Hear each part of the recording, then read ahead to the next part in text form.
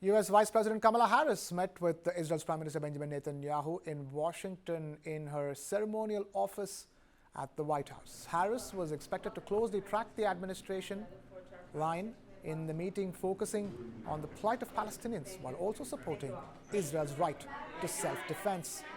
Kamala Harris joined Democratic and Republican leaders in condemning protesters who burned American flags and sprayed pro-Hamas graffiti outside Washington's Union Station, describing the act as unpatriotic and abhorrent.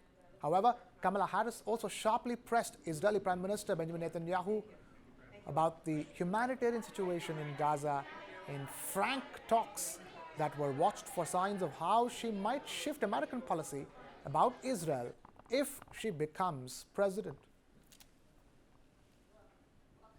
So I just had a frank and constructive meeting with Prime Minister Netanyahu. I told him that I will always ensure that Israel is able to defend itself, including from Iran and Iran-backed militias such as Hamas and Hezbollah. I also expressed with the Prime Minister my serious concern about the scale of human suffering in Gaza, including the death of far too many innocent civilians. And I made clear my serious concern about the dire humanitarian situation there, with over 2 million people facing high levels of food insecurity, and 500,000 people facing catastrophic levels of acute food insecurity. What has happened in Gaza over the past 9 months is devastating. The images of dead children and desperate, hungry people fleeing for safety, sometimes displaced for the second, third, or fourth time.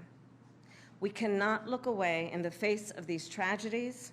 We cannot allow ourselves to become numb to the suffering, and I will not be silent.